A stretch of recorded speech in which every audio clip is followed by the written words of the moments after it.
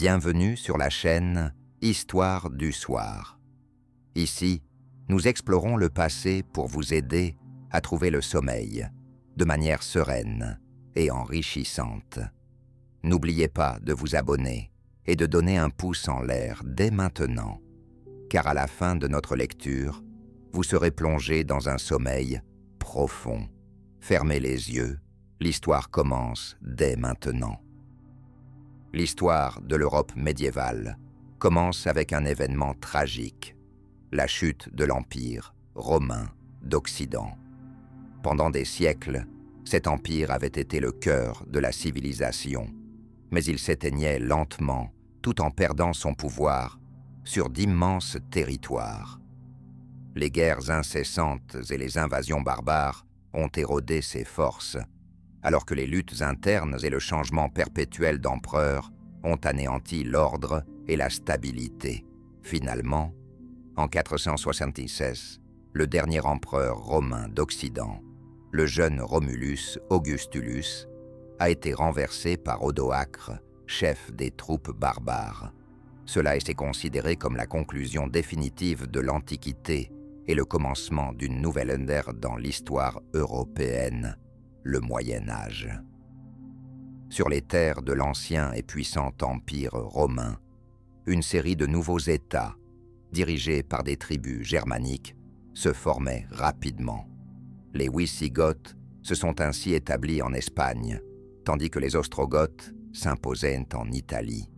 Les Angles et les Saxons ont traversé la mer du Nord pour atteindre la Bretagne, et les Vandales ont investi l'Afrique du Nord. Ces nouveaux États ont émergé sur les décombres du monde romain. Chacun d'eux a dû déterminer comment instaurer l'ordre et créer son propre système de gouvernance sur des territoires autrefois sous l'unique autorité de Rome. Parmi tous ces peuples, les Franques avaient une position particulière, évoluant dans la partie nord de la France actuelle et dans l'ouest de l'Allemagne. Tribus guerrières, les Francs se composaient de nombreux groupes distincts qui rivalisaient sans cesse. Leur mode de vie était simple et austère, reposant sur la chasse, l'agriculture et les expéditions militaires. Ils attribuaient une grande valeur à la force, au courage et aux exploits guerriers, plutôt qu'à la noblesse ou à l'origine. Au départ, le pouvoir des Francs était réparti entre plusieurs petits chefs, chacun régnant sur leurs territoires tribaux, tout en étant en conflit les uns avec les autres. Mais progressivement, une famille s'est distinguée au sein de ces tribus, connue comme la lignée mérovingienne. Le fondateur de cette dynastie est considéré comme le roi semi-légendaire Mérové, qui a régné sur les Francs au milieu du vieux siècle. Son petit-fils, Clovis, est devenu le premier véritable grand roi des Francs. Né vers 466, Clovis était fils de Childéric Ier, qui avait déjà réussi à établir un domaine assez vaste sur les terres de l'actuelle Belgique et du nord de la France. Cependant, c'est vraiment sous le règne de Clovis que le peuple franc a gagné en gloire et en influence. À seulement 15 ans, en 481, Clovis accéda au trône suite à la mort de son père et fit preuve d'un leadership exceptionnel, capable de renforcer et d'étendre son autorité. Il réalisait que la fragmentation des Francs les empêchait de s'imposer comme une grande puissance sur le sol européen. Ainsi, dès son arrivée au pouvoir, Clovis entreprit une politique active et rigoureuse d'unification des tribus franques. Il réprima les rébellions dans ses terres, détruisit ses rivaux et soumit d'autres petits chefs. Rapidement, sous son commandement, une armée puissante se forma, prête à mener des guerres victorieuses contre les peuples voisins. Les premières grandes victoires de Clovis se produisirent déjà au milieu des années 480. En 486, il triompha d'une bataille décisive contre Syagrius, le dernier gouverneur romain en Gaule. dont la capitale était la ville de Soissons. Cette victoire était symbolique, car elle marqua le début de la perception des Francs, non plus comme une simple tribu barbare parmi d'autres, mais comme un nouveau centre politique sur les terres de l'ancienne province romaine. Après avoir conquis Soissons, Clovis renforça son influence sur la majeure partie de la Gaule du Nord. Il commença à mener activement des guerres contre d'autres grandes tribus qui souhaitaient s'emparer des terres riches et fertiles de la Gaule. Ces campagnes contre les Lémans, l'une des tribus germaniques les plus puissantes et guerrières de l'époque, furent particulièrement significatives. Ce sont notamment ces victoires qui firent de Clovis une véritable célébrité, lui gagnant le respect des Francs et instillant la crainte chez ses voisins.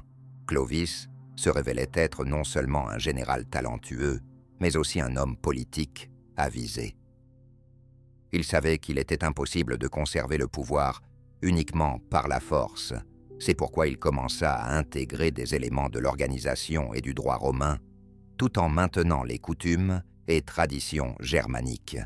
Sous son règne, le Code salique fut élaboré, devenant le premier recueil de lois franques régissant la vie sociale, les règles de succession des biens et les sanctions pour les crimes. Ces lois instaurèrent un ordre dans ces territoires et facilitèrent grandement la gestion d'un État en pleine expansion. Clovis fut également le premier des chefs francs à entamer activement l'établissement de relations avec les royaumes voisins et leurs souverains, en concluant des alliances diplomatiques et en solidifiant ses positions par des mariages et des liens familiaux. Il comprenait bien que cette politique était essentielle pour préserver son pouvoir sur les territoires conquis et pour affermir son statut aux yeux des autres monarques européens. Au début du VIe siècle, Clovis était devenu le souverain le plus puissant et respecté en Gaule. Le territoire de son royaume s'était considérablement étendu, et le pouvoir des Francs s'était imposé comme une force politique majeure sur le sol européen. Après de nombreuses conquêtes et victoires contre les peuples voisins, le roi des Francs, Clovis, atteignit le sommet de la gloire militaire et de la puissance. Sous sa gouvernance, d'immenses territoires de la Gaule étaient peuplés à la fois de tribus germaniques et d'anciens Romains. Pour conserver ces conquêtes, il ne suffisait pas de remporter uniquement des victoires militaires. Il fallait trouver un moyen d'unir ces peuples si divers en un seul État. Clovis emprunta un chemin qui allait transformer toute l'histoire future de l'Europe, l'adoption du christianisme. La religion chrétienne était déjà profondément enracinée dans la population gallo-romaine. Les habitants des villes, les marchands, les paysans et de nombreux membres de la noblesse étaient chrétiens. En revanche, Clovis et ses guerriers francs demeuraient païens, rendant hommage aux anciens dieux, leur offrant des sacrifices et pratiquant des rites païens. Cependant, son épouse, la reine Clotilde, était une chrétienne fervente et convainquit son mari pendant longtemps d'accepter sa foi. Au début, le roi hésitait, ne voulant pas renoncer aux traditions de ses ancêtres, mais les circonstances l'incitèrent à réfléchir sérieusement à cette question. La bataille décisive contre les Lémans, l'un des peuples germaniques les plus puissants de l'époque, s'avéra cruciale. Le combat fut extrêmement ardu pour les Francs.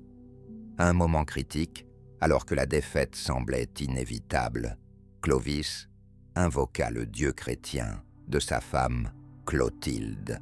Selon la légende, il promit qu'il accepterait le baptême si ce dieu lui offrait la victoire. Les Francs remportèrent alors une victoire inattendue et éclatante. À la suite de cet événement, Clovis prit la décision finale de se convertir au christianisme. Le rite du baptême eut lieu vers l'an 508 dans la ville de Reims au nord de la France moderne. Le baptême fut célébré par l'évêque Remy, un homme d'église respecté et un politicien influent. Avec le roi, 3000 de ses loyaux guerriers furent également baptisés. Pour le peuple franc, cet événement marqua un tournant décisif. Le christianisme renforça considérablement l'autorité de Clovis. Désormais, il pouvait s'appuyer non seulement sur ses guerriers, mais aussi sur le soutien de l'Église, qui exerçait une immense influence sur les habitants de la Gaule. Le baptême de Clovis occupa une place déterminante dans l'histoire de l'Europe, car les Francs devinrent le premier grand peuple germanique à embrasser non pas l'arianisme, mais le christianisme catholique. D'autres tribus germaniques, comme les Wisigoths, les Ostrogoths, les Lombards et les Vandales, adhérèrent à l'arianisme, considéré par l'Église officielle comme une doctrine hérétique. Ainsi, les Francs furent perçus par l'Église catholique comme des alliés fiables. Cette décision apporta à Clovis de nombreux avantages politiques. En premier lieu, les Francs commencèrent à être vus par les Romains locaux et l'Église non plus comme des envahisseurs et des étrangers. L'Église catholique commença à soutenir activement le règne de Clovis, contribuant à renforcer son influence et son autorité auprès de la population. De plus, le roi reçut la reconnaissance du pape lui-même, ce qui lui offrit une légitimité supplémentaire ainsi qu'un soutien dans les affaires internationales. Après les Francs, d'autres tribus germaniques commencèrent progressivement à adopter le christianisme, même si ce processus était long et complexe. Après la chute de l'Empire romain d'Occident, de nombreux nouveaux royaumes émergèrent sur le territoire européen, chacun avec ses propres caractéristiques et traditions. Parmi eux, les Wisigoths, les Ostrogoths, les Anglo-Saxons et les Lombards étaient les plus grands et les plus influents. Les Wisigoths occupèrent une vaste partie de ce qui est aujourd'hui l'Espagne moderne et le sud de la France. Leur royaume perdura presque 3 siècles. Les rois Wisigoths étaient des dirigeants influents et des chefs militaires aguerris qui résistèrent avec succès aux assauts de leurs voisins pendant une longue période. La capitale de leur État était la ville de Tolède, devenue un important centre culturel et politique. Bien que les Wisigoths aient embrassé le christianisme avant les Francs, ils restèrent fidèles à l'arianisme. Ce n'est que plus tard qu'ils se convertirent à la foi catholique, mais à cette époque, le royaume était déjà en déclin et tomba bientôt sous les attaques des Arabes. Les Ostrogoths, sous la conduite du roi Théodoric le Grand, établirent un puissant royaume sur le territoire de l'Italie moderne. Théodoric lui-même était un dirigeant exceptionnel, cherchant à fusionner les traditions germaniques avec l'héritage romain. Sa capitale devint Ravenne, réputée pour sa richesse et sa splendeur. Théodoric s'efforça de préserver les meilleurs aspects de la culture romaine, s'entourant de conseillers et de savants romains. Cependant, après sa mort, en 526, l'État ostrogoth s'effondra rapidement en raison de conflits internes et de la guerre contre l'empereur byzantin Justinien. Les Anglo-Saxons, composés de plusieurs tribus distinctes, notamment les Angles, les Saxons et les Jutes, commencèrent à migrer vers les îles britanniques au début du 5e siècle. Ils y fondèrent une série de petits royaumes qui, pendant des siècles, se disputèrent la suprématie. Les royaumes anglo-saxons constituèrent plus tard la base de l'Angleterre à venir, posant les fondations de la langue et de la culture anglaise. Les Lombards, une autre tribu germanique influente, s'installèrent d'abord sur le territoire de l'Autriche moderne, avant de migrer en Italie au XVIe siècle. Leur état perdura jusqu'au XVIe siècle et exerça une grande influence sur le développement de la culture médiévale en Italie. Les rois lombards adhéraient également à l'arianisme, mais se convertirent plus tard au catholicisme, facilitant ainsi leur intégration avec la population locale. 3 siècles après le baptême de Clovis et la fondation du royaume franc, un homme émergea en Europe, destiné à bouleverser son histoire à jamais. Cet homme était Charlemagne, considéré jusqu'à aujourd'hui comme l'un des monarques les plus remarquables de l'histoire européenne. Charlemagne naquit en 742 dans la famille de Pépin le Bref, roi des Francs, d'une nouvelle dynastie, les Carolingiens. Dès son enfance, Charlemagne démontra des capacités exceptionnelles, une grande taille, une force physique impressionnante, ainsi qu'un caractère résolu et ferme. Il maîtrisait parfaitement les armes, montait à cheval avec aisance et participait à des campagnes militaires dès son plus jeune âge. Ses contemporains le décrivaient comme un homme d'une imposante allure, doté d'une voix forte et d'une autorité naturelle qui s'imposait immédiatement à son arrivée. Lorsque Charles hérita du pouvoir de son père en 768, le royaume franc se trouvait dans une situation délicate. De nombreux ennemis menacèrent l'État, les Saxons au nord, les Lombards en Italie, les Maures au sud, ainsi que les Avares et Slaves à l'est. Charles comprenait que, pour préserver le royaume, il devait constamment mener des guerres, en élargissant et en renforçant ses frontières. Au cours de son long règne, Charlemagne entreprit plus de 50 campagnes militaires. Il vainquit les Saxons et les força à adopter le christianisme, conquit le royaume lombard en Italie, soumit la majeure partie de la Bavière et entra dans l'histoire en tant que conquérant des Avares. Grâce à ses victoires, les frontières de l'État-France s'étendirent à des dimensions incroyables, englobant presque toute l'Europe occidentale et centrale. Sous le règne de Charles, les territoires des actuelles France, Allemagne, Belgique, Pays-Bas, Autriche, Suisse, Italie et Espagne étaient sous son autorité. Cependant, Charlemagne n'était pas seulement un général talentueux, c'était un homme ouvert d'esprit, passionné par le savoir et l'art, capable d'apprécier les personnes sages et érudites. Charles parlait couramment le latin, comprenait le grec et s'intéressait à la philosophie ainsi qu'à la théologie. Il patronnait des érudits, des artistes et des poètes, accueillant à sa cour des penseurs éminents venus de tous les coins de l'Europe. L'un de ses conseillers les plus proches était Alcuin, un éminent théologien et érudit anglo-saxon qui a ravivé dans l'État de Charles les traditions de l'érudition et de la culture antique. Comme capitale de son vaste royaume, Charles choisit la ville d'Aix-la-Chapelle, située sur le territoire de l'Allemagne moderne. Là, il fit édifier un palais majestueux, entouré d'un magnifique jardin et de sources thermales. La cour de Charles, à Aix-la-Chapelle, devint le berceau de la civilisation européenne, attirant diplomates, marchands, philosophes et artistes.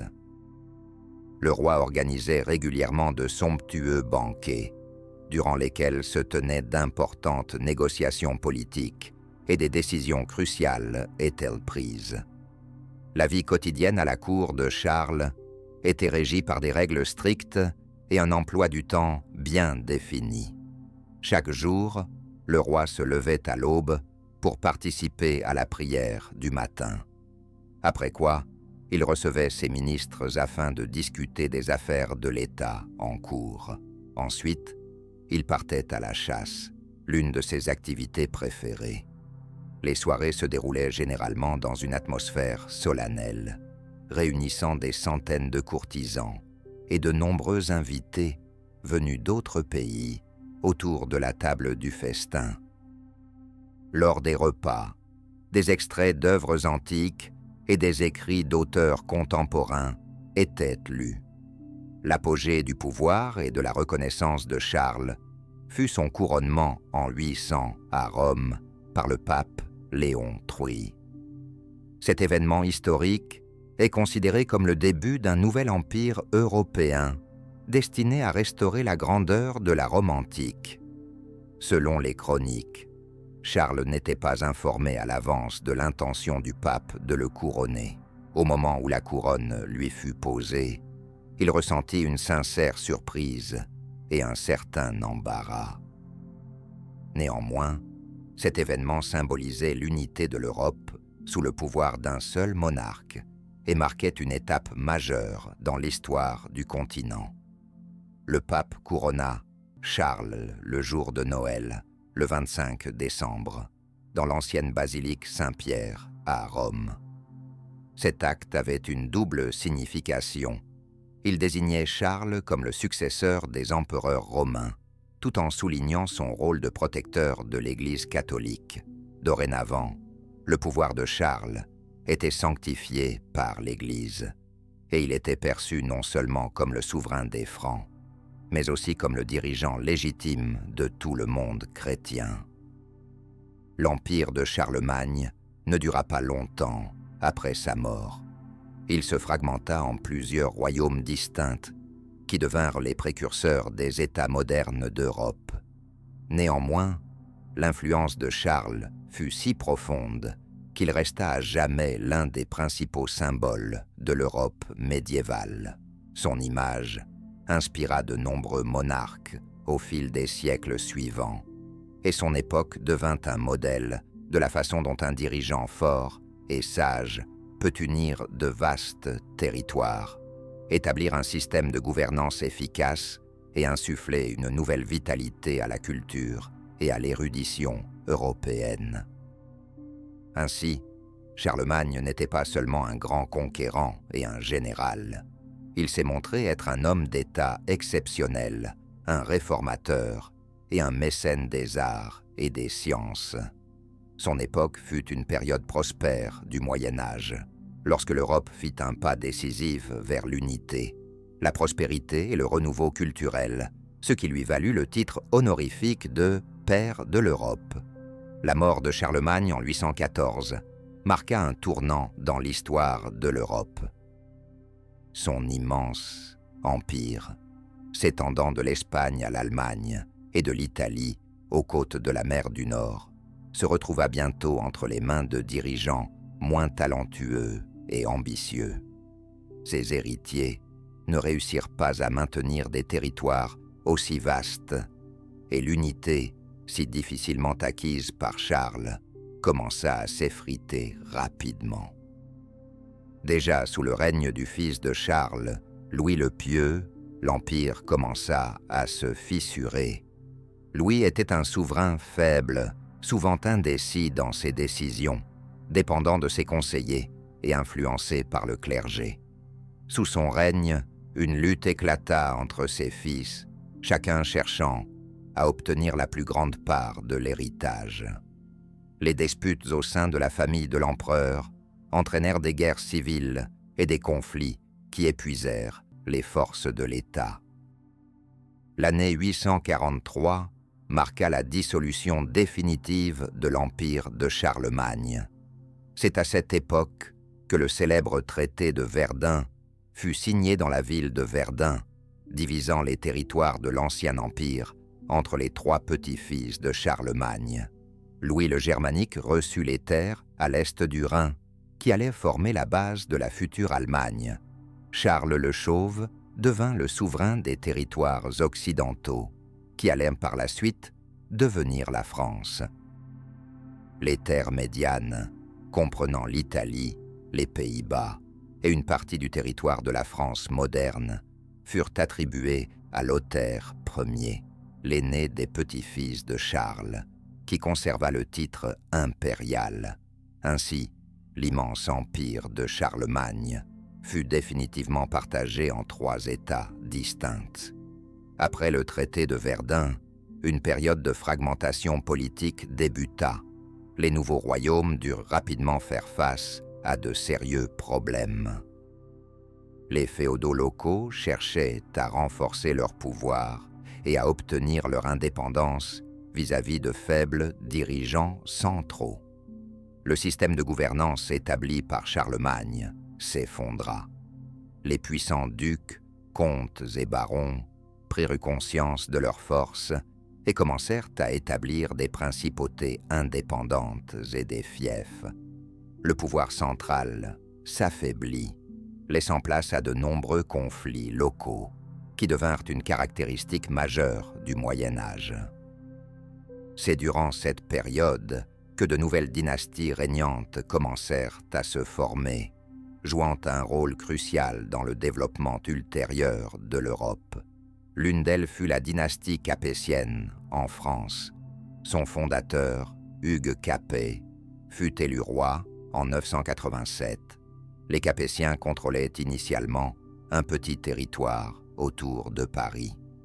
Cependant, leur patience, leur prudence et leur habile diplomatie leur permirent progressivement d'élargir leurs possessions. Au cours de plusieurs siècles, les Capétiens transformèrent la France en l'une des puissances les plus influentes d'Europe. En Allemagne, après la dissolution de l'empire de Charlemagne, une lutte pour le pouvoir se poursuivit longtemps, jusqu'à l'affirmation au Xe siècle d'une nouvelle dynastie puissante, celle des Ottoniens. Le fondateur de la dynastie, Henri l'Oiseleur, et son fils, Othon Ier, rétablirent l'ordre sur les terres allemandes, réprimèrent les rébellions internes et consolidèrent le pouvoir central.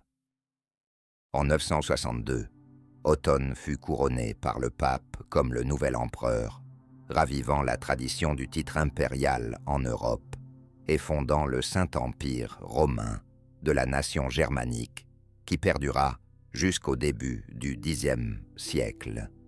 Cependant, malgré les tentatives de ces nouveaux souverains de restaurer l'unité passée, le Moyen Âge devint une période de guerres incessantes et de luttes pour les territoires. Pourquoi cela s'est-il produit? La principale raison résidait dans la nature même du féodalisme qui s'était installé à cette époque en Europe. Sous le féodalisme, le pouvoir du roi était souvent nominal, tandis que la véritable force appartenait aux grands propriétaires terriens, les féodaux. Chacun d'eux cherchait à étendre ses terres et son influence, s'engageant dans des conflits permanents avec ses voisins. Les féodaux construisaient de robustes châteaux en pierre, fortifiaient leurs possessions et recrutaient leurs propres troupes. Les puissants ducs et comtes étaient parfois plus forts que le roi lui-même. Les guerres civiles et les conflits devinrent monnaie courante. Même de petits différends, issus d'héritages, de frontières ou simplement de rivalités personnelles, pouvaient se transformer en guerres prolongées, s'étalant sur des décennies. Un autre facteur déterminant était que la société médiévale était fondamentalement militaire. La guerre était perçue comme l'une des principales et honorables occupations de l'aristocratie. Les chevaliers et les barons cherchaient sans cesse des occasions de se démarquer sur le champ de bataille, de conquérir gloire et richesse, ce qui ne faisait qu'encourager la poursuite des guerres et des conflits. Une autre raison résidait dans la complexité de la succession au pouvoir. Les dynasties royales et princières étaient souvent plongées dans des querelles dynastiques complexes. En l'absence de règles claires concernant la succession, des disputes et des guerres éclataient entre les membres de la famille, engendrant des luttes internes constantes et des crises de pouvoir. Enfin, l'affaiblissement de l'influence de l'autorité centrale a également joué un rôle, celle-ci n'arrivant pas à contrôler efficacement les provinces éloignées. Cela a conduit à un renforcement des principautés, duchés et comtés régionaux, chacun cherchant à défendre son indépendance et son droit à gouverner son propre territoire. La cour royale médiévale était un endroit où se mêlaient luxe et règles strictes, richesse et étiquette rigoureuse, intrigues politiques et préoccupations quotidiennes. Bien que la cour soit aujourd'hui synonyme d'éclat et de magnificence, en réalité, la vie dans le château royal était bien plus complexe et austère qu'elle n'y paraît au premier abord. Le château royal, ou palais, n'était pas seulement la résidence du monarque et de sa famille. Il remplissait de nombreuses fonctions. C'est ici que vivaient les courtisans, où les troupes se rassemblaient et où se tenaient d'importantes négociations, des procédures judiciaires et même des célébrations. Les châteaux médiévaux avaient généralement des murs épais, de hautes tours et des fenêtres étroites, ce qui en faisait des forteresses fiables, capables de soutenir de longs sièges. À l'intérieur de ces murs austères se trouvaient de vastes salles dédiées aux banquets, de petites chambres confortables pour la vie de la famille royale et des espaces étroits et mal éclairés pour les serviteurs et la garde. Le luxe à l'intérieur du château témoignait de la richesse et du pouvoir du roi. Les salles étaient embellies de tapisseries précieuses représentant des événements historiques, des batailles ou des chasses. Les sols étaient recouverts de moquettes douces, venues de pays lointains, tandis que les meubles étaient souvent embellis de sculptures dorées et serties de pierres précieuses. Cependant, même dans les appartements royaux, il faisait assez froid et humide. Les châteaux n'ayant pas de chauffage central, les pièces étaient réchauffées par de grandes cheminées et des braseros avec des charbons ardents. Malgré ces dispositions, il faisait très froid dans les châteaux en hiver, et les courtisans dormaient souvent sous de lourds couvre-lits en fourrure afin de se réchauffer. La vie quotidienne du roi médiéval était régie par un emploi du temps strict et se composait de nombreuses obligations et cérémonies. La journée du monarque débutait généralement tôt le matin par une prière. Le roi et sa famille se dirigeaient vers la chapelle, où des prêtres célébraient un bref service. La religion jouait un rôle crucial dans la vie de chaque monarque médiéval. Ainsi, la prière était une partie essentielle de la routine quotidienne. Après le service du matin, le roi accueillait généralement ses conseillers et ministres, discutait des affaires d'État les plus mémorables et écoutait des rapports sur la situation dans le pays et au-delà de ses frontières. Par la suite, il tenait des audiences où il recevait des ambassadeurs d'autres royaumes, des nobles, des marchands et même des gens ordinaires venus solliciter justice ou protection. Souvent, ces audiences prolongées exigeaient du roi patience et attention aux détails. Cependant, la vie du roi ne se limitait pas seulement à des rencontres officielles et à des affaires d'État. L'une des passions favorites des monarques était la chasse. Celle-ci était perçue non seulement comme un loisir, mais aussi comme un aspect essentiel de la vie de cour, où le roi pouvait montrer sa force, son agilité et son courage. La chasse était un événement méticuleusement organisé. Des dizaines de courtisans et de serviteurs y prenaient part. Des veneurs accompagnaient des chiens de chasse, tandis que des fauconniers se joignaient à eux avec leurs oiseaux de proie pour partir en expédition. Le roi dirigeait personnellement la chasse, traquant des cerfs, des sangliers ou des renards.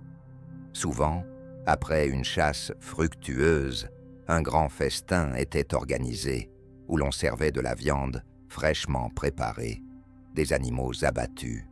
Les banquets constituait une autre composante essentielle de la vie de cour. Il se déroulait régulièrement et rassemblait des centaines d'invités à la cour. Les chefs royaux s'efforcèrent d'étonner les courtisans avec des mets inhabituels, viande rôtie, tartes aux fruits et épices, douceurs exotiques et délicatesses rares. Lors des festins, des musiciens, des jongleurs et des acrobates se produisaient, tandis que les dames et les cavaliers de la cour dansaient au son des luths et des flûtes.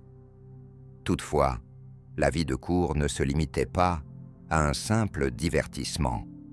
C'était un monde complexe, empreint de nombreuses règles et coutumes strictes.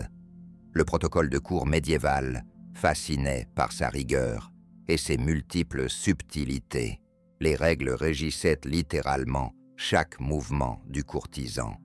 Qui pouvait s'approcher du roi et à quelle distance, qui avait le droit de parler en premier et comment s'adresser aux membres de la famille royale. La violation de ces règles pouvait avoir de graves répercussions, notamment la perte de statut et même l'exil. Parfois, le protocole devenait absurde. Ainsi, à la cour française, il était considéré comme un immense honneur d'assister au toilettage matinal du roi. La noblesse s'affrontait pour avoir le droit de présenter au monarque une chemise ou une serviette. Chaque détail était confié à un courtisan particulier, et tout écart par rapport à la procédure était interprété comme une offense personnelle envers le souverain. Une autre règle singulière était que, lors des festins, les courtisans n'étaient pas autorisés à commencer à manger avant le roi. Si ce dernier ne mangeait pas, personne n'avait le droit de toucher au plat.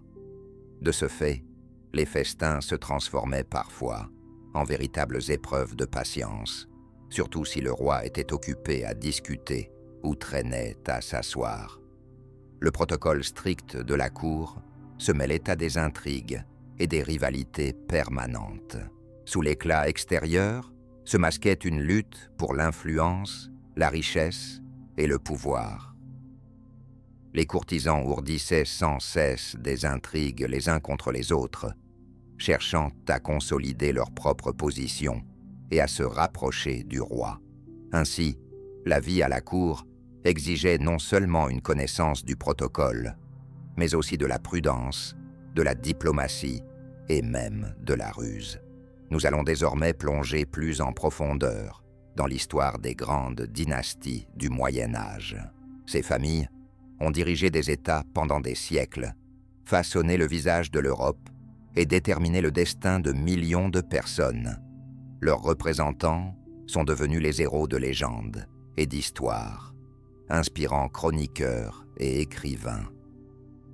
Commençons par l'une des dynasties les plus célèbres et pérennes, les Capétiens, qui ont régné sur la France pendant plus de 800 ans. À la fin du Xe siècle, le pays traversait une crise profonde. Les derniers représentants de la dynastie carolingienne, descendants du grand empereur Charles, étaient des souverains fragiles, incapables de faire face à l'essor des seigneurs féodaux locaux. Le royaume s'était en réalité fragmenté en principautés diverses, chacune étant sous le contrôle d'un puissant comte ou duc. Le pouvoir central s'était affaibli, au point que le roi n'était souvent qu'une figure de proue. C'est précisément dans cette période troublée que Hugues Capet, comte de Paris et duc de France, est apparu sur la scène politique. Hugues provenait d'une ancienne lignée, les Robertiens, qui avaient longtemps joué un rôle influent à la cour carolingienne et avaient déjà lutté pendant plusieurs générations pour le pouvoir suprême dans le royaume. Hugues lui-même était un homme ambitieux, calculateur et dynamique, conscient que l'ère des Carolingiens touchait à sa fin. En 987, les barons et le clergé français l'élèurent roi, établissant officiellement les fondements d'une nouvelle dynastie, les Capétiens. Au départ, le pouvoir d'Hugues Capet était très restreint, En réalité, il ne contrôlait qu'un petit territoire autour de Paris et d'Orléans, tandis que la majeure partie de la France échappait au contrôle direct du nouveau roi, étant sous celui de seigneurs locaux presque indépendants. Hugues savait que pour renforcer l'autorité royale, il devait faire preuve de prudence et de diplomatie, éviter les conflits et lentement mais sûrement consolider ses positions. Il réussit à établir le droit de succession au trône pour sa famille, persuadant les barons influents de soutenir la transmission du trône à son fils Robert. Grâce à cette décision, après la mort d'Hugues Capet en 996, Robert hérita paisiblement du trône, sans engendrer de conflits majeurs. Progressivement, génération après génération, les Capétiens élargirent leur territoire, s'allièrent par mariage avec des membres de familles influentes et consolidèrent l'autorité royale. Parmi les descendants d'Hugues Capet, on trouvait des souverains remarquables qui ont changé la France à jamais. Un roi qui mérite une attention particulière est Philippe II Auguste, qui a régné de 1180 à 1223. C'est lui qui infligea une sévère défaite au roi anglais Jean sans Terre et élargit considérablement le territoire du royaume de France. Philippe II conquit la Normandie, l'Anjou et d'autres terres significatives précédemment sous le contrôle des rois anglais. Il fonda également l'Université de Paris et commença activement la construction de forteresses et de châteaux à travers le pays. Un autre représentant notable de la dynastie fut Louis IX, surnommé Saint Louis, un roi qui fut canonisé après sa mort en raison de sa profonde foi et de sa quête de justice. Louis régna au XIIIe siècle et se distingua par sa sagesse, sa rigueur et son équité. Sous son règne, d'importantes lois et décrets furent promulgués, renforçant considérablement l'autorité royale. Louis mena également 2 croisades qui, bien qu'elles se fussent soldées par des échecs, lui valurent gloire parmi les monarques européens et respect de la part de ses sujets. Sous les Capétiens, au XIIIe siècle, la France devint l'un des États les plus puissants et prospères d'Europe. Paris se transforma en un important centre politique et culturel où l'art, la science et l'éducation fleurissaient. Les rois de cette dynastie n'étaient pas seulement des guerriers et des politiciens. Ils approuvaient des savants, des artistes et des architectes tout en favorisant la construction de magnifiques cathédrales et châteaux, devenus des symboles du Moyen Âge. Cependant, l'histoire de la dynastie capétienne fut marquée non seulement par de brillantes victoires, mais aussi par des conflits complexes et des tragédies. Les rois furent souvent confrontés à des révoltes de féodaux, à des guerres et à des luttes internes pour le trône au sein même de leur famille. Leur pouvoir fut constamment mis à l'épreuve dans la lutte contre de puissants adversaires, tels que les rois anglais de la dynastie des Plantagenets. Le dernier représentant direct de la branche principale des Capétiens fut le roi Charles IV le Bel, décédé en 1328. Sa mort entraîna une grave crise de succession, car il n'avait pas d'héritier mâle direct. Cela mena au début de la dynastie des Valois, une branche cadette des Capétiens, et contribua à déclencher la guerre de 100 ans avec l'Angleterre, qui transforma le destin de la France et de l'Europe. Bien que la lignée directe des Capétiens se soit interrompue, les branches cadettes des Valois et des Bourbons continuèrent à régner sur la France jusqu'au XVe siècle. Les membres de cette famille occupèrent des trônes non seulement en France, mais aussi dans d'autres pays européens, tels que l'Espagne et Naples. Bien qu'en France, l'histoire du Moyen Âge soit étroitement liée aux Capétiens, en Angleterre, une autre dynastie occupe une place particulière, reconnu pour ses souverains flamboyants mais controversés. Les Plantagenets n'étaient pas seulement des rois. Ils figuraient parmi les souverains les plus belliqueux, ambitieux et conflictuels de l'histoire de l'Europe. Leur dynastie régna sur l'Angleterre depuis le milieu du XIIe siècle jusqu'à presque la fin du XVe siècle. Et durant cette période, le pays a connu de nombreuses guerres, révoltes et crises dynastiques. Le fondateur de la dynastie des Plantagenets est considéré comme étant Henri II, qui accéda au trône anglais en 1154. Henri était un monarque fort et dynamique, et c'est sous son règne que l'Angleterre devint l'une des puissances les plus influentes du Moyen Âge. Le roi était un homme politique astucieux, un administrateur talentueux et un conquérant ambitieux. À la suite de son mariage avec la légendaire Aliénor d'Aquitaine, le territoire sous la couronne anglaise s'étendit non seulement à l'Angleterre, mais aussi à un vaste domaine en France, englobant l'Aquitaine, la Normandie, l'Anjou et le Poitou. Ainsi naquit le célèbre empire angevin qui s'étendait des frontières de l'Écosse aux Pyrénées.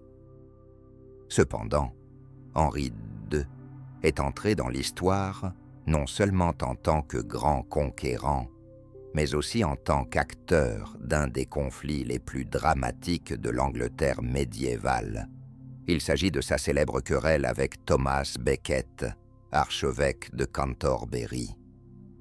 Becket, ancien ami proche du roi, devint son principal adversaire dans la lutte pour le pouvoir et l'influence de l'Église.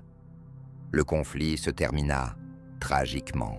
En 1170, Becket fut assassiné par des chevaliers directement dans la cathédrale de Cantorbéry, après quoi Henri fut contraint de faire publiquement acte de repentance, ce qui fit un coup sévère à son autorité. Après la mort d'Henri II, la couronne d'Angleterre fut transmise à son fils Richard Ier, connu dans le monde sous le surnom de Cœur de Lion. Ce roi était l'antithèse de son père, alors qu'Henri était un homme politique pragmatique et un homme d'État. Richard devint un véritable chevalier idéaliste, incarnant les vertus médiévales de bravoure, de noblesse et de force. Son image s'est gravée dans l'histoire grâce à sa participation à la Troisième Croisade, où il acquit la réputation d'être l'un des guerriers les plus intrépides et courageux de son époque. Cependant, malgré son image romantique, Richard participa très peu à la gestion de son pays, passant la majeure partie de son règne loin de l'Angleterre. Les guerres incessantes entraînaient d'énormes dépenses financières, couvertes par de lourds impôts. De plus, durant l'absence de Richard, des conflits et des intrigues prenaient forme sur le sol anglais, exacerbés par la lutte pour le pouvoir entre son frère cadet Jean et les féodaux influents. Richard lui-même succomba à une blessure par flèche lors du siège d'un château en France, n'ayant jamais réussi à revenir en Angleterre après une nouvelle campagne. Après la mort de Richard, son frère Jean, surnommé Santerre, accéda au trône. Il fut l'un des monarques les plus impopulaires et scandaleux de l'histoire anglaise. Contrairement à son audacieux frère, Jean s'avéra être un dirigeant faible, enclin à la cruauté et aux intrigues. C'est sous son règne que l'Angleterre perdit une grande partie de ses possessions en France, y compris la Normandie, ce qui lui valut le méprisant surnom de Santerre. Jean se distingua auprès de ses contemporains par ses campagnes militaires infructueuses, son lourd fardeau fiscal et ses conflits incessants avec les barons anglais. Le summum de son impopularité fut atteint en 1215, lorsque la noblesse anglaise se souleva contre le roi et le força à signer la célèbre Grande Charte des Libertés, la Magna Carta. Ce document limita le pouvoir du monarque et établit les fondations du futur système parlementaire anglais, bien que Jean tentât rapidement de renier la charte qu'il avait signée. Cet événement constitua un tournant dans l'histoire de l'Europe, exerçant une immense influence sur le développement de la société occidentale. Pourquoi les Plantagenets sont-ils considérés comme la dynastie la plus conflictuelle? Tout d'abord, durant le règne de cette famille, l'Angleterre fut en permanence plongée dans des guerres et des conflits, qu'ils soient externes ou internes. Les rois Plantagenets luttaient sans relâche pour conquérir des terres en France, livraient des guerres contre l'Écosse et le pays de Galles, participaient aux croisades et se lançaient dans des querelles féodales internes. De plus, les membres de la dynastie se retrouvaient souvent en proie à des conflits acharnés entre eux. Par exemple, Henri II et ses fils étaient perpétuellement en désaccord, organisant rébellions et complots les uns contre les autres. Richard Cœur de Lion et son frère Jean se haïssaient et se méfêtaient l'un de l'autre. Les querelles familiales interminables érodaient l'autorité de la monarchie et affaiblissaient le pays de l'intérieur. Finalement, la lutte pour le pouvoir au sein de la famille entraîna des crises dynastiques, la plus significative étant la guerre de 100 ans contre la France, qui débuta précisément en raison des revendications territoriales des Plantagenets sur le trône français. Par la suite, la lutte entre les différentes branches de la dynastie mena à la célèbre guerre des Deux Roses, un conflit fratricide sanglant qui anéantit définitivement la dynastie. Maintenant, projetons-nous au cœur de l'Europe médiévale, sur le territoire du Saint-Empire romain germanique, où, au Xe et XIe siècle, régnait l'une des dynasties les plus célèbres et puissantes de l'époque, les Hohenstaufen. Les membres de cette famille étaient non seulement de puissants gouvernants, mais également protagonistes de certains des conflits les plus dramatiques et étendus du Moyen Âge. Sans aucun doute, le plus emblématique d'entre eux fut l'empereur Frédéric Ier Barberousse. Frédéric Barberousse, surnommé ainsi en raison de sa danse barberousse, fut couronné empereur du Saint-Empire romain germanique en 1155. Son accession au trône constitua déjà un événement compliqué. Frédéric dut immédiatement affronter des défis majeurs. Les dissensions internes entre les princes allemands, la lutte contre les villes du nord de l'Italie et surtout les conflits avec le pape qui cherchait à restreindre le pouvoir de l'empereur et à garder le contrôle sur la péninsule italienne. La principale source de discorde entre Frédéric et le Saint-Siège était le nord de l'Italie, l'une des régions les plus riches et prospères de l'Europe à cette époque. Les cités-États italiennes, telles que Milan, Gênes, Florence et Venise, disposaient d'énormes richesses, de puissantes armées et d'une indépendance politique. Barberousse, comme de nombreux empereurs avant lui, considérait ces villes comme une source cruciale de revenus et souhaitait les soumettre à son autorité. De son côté, le pape redoutait le renforcement de l'influence de l'empereur et promouvait l'indépendance des villes, créant ainsi de sérieux obstacles à la réalisation des ambitions de Barberousse. La première grande campagne de Frédéric Barberousse, en Italie, débuta dès le début de son règne. En 1558, il captura Milan, la plus grande et la plus puissante des villes du nord de l'Italie. La ville fut partiellement détruite et ses habitants punis pour leur désobéissance.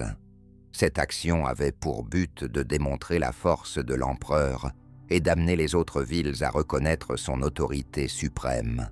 Cependant, la brutalité de Frédéric ne fit qu'intensifier la résistance des Italiens, offrant ainsi au pape un prétexte pour s'opposer à lui. le pape Alexandre II refusa de reconnaître la suprématie de Barberousse, arguant que l'empereur n'avait pas le droit de s'immiscer dans les affaires des villes italiennes soumises à l'Église. Le conflit s'intensifia rapidement, plongeant l'Europe dans un schisme. Une partie des pays et des villes se rangea du côté du pape, tandis que d'autres prirent le parti de l'empereur. Une lutte acharnée commença, connue dans l'histoire sous le nom de lutte des Gibelins et des Guelfes, désignant respectivement les partisans du pape et ceux de l'empereur. Le conflit entre Frédéric et le pape s'étendit sur de nombreuses années. L'empereur lançait de nouvelles campagnes en Italie, assiégeait des villes et rassemblait des armées. Pendant ce temps, le pape l'excommuniait et appelait d'autres pays européens à s'opposer à Barberousse.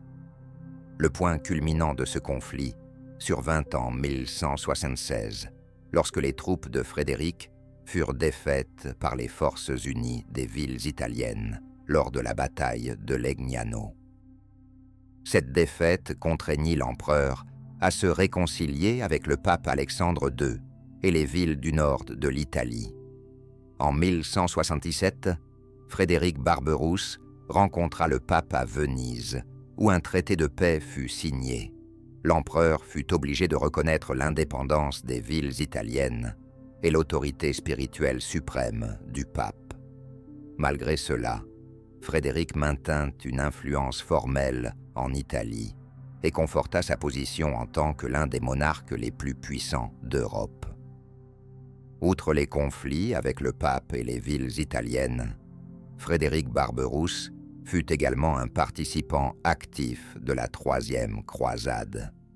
En 1189, il se dirigea vers l'Est avec une immense armée, devenant l'une des figures majeures de cet événement marquant. Malheureusement, la campagne prit fin tragiquement. En 1190, en traversant une rivière en Asie mineure, l'empereur se noya. Sa mort soudaine fut un choc pour toute l'Europe et entraîna un affaiblissement du pouvoir des Hohenstaufen. Le fils et le petit-fils de Frédéric Barberousse, Henri VI et surtout Frédéric II, poursuivirent la lutte contre le pape, qui atteignit de nouveaux sommets. Frédéric II, surnommé l'émerveillement du monde par ses contemporains, était une figure marquante de son époque. Il parlait couramment plusieurs langues, écrivait des poèmes, étudiait les sciences et était un homme politique avisé. Cependant, ses conflits avec les papes furent si ardents qu'il fut excommunié à 2 reprises. Finalement, cette longue lutte affaiblit la dynastie des Hohenstaufen, au point qu'après la mort de Frédéric II, l'Empire entra dans une longue période de crise. L'histoire des Hohenstaufen et leur affrontement avec le pape illustre clairement la complexité et la tension de la situation politique en Europe médiévale. Frédéric Barberousse et ses descendants aspiraient à créer un empire puissant, unissant l'Allemagne et l'Italie sous une seule autorité, mais ils se heurtèrent à une forte résistance de la part des papes et des villes indépendantes.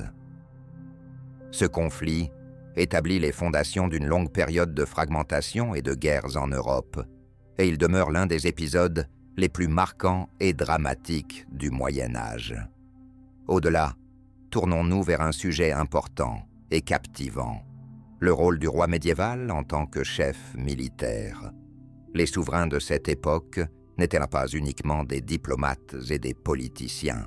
Ils participaient personnellement aux guerres, commandaient des armées et décidaient du destin des États et des peuples sur le champ de bataille.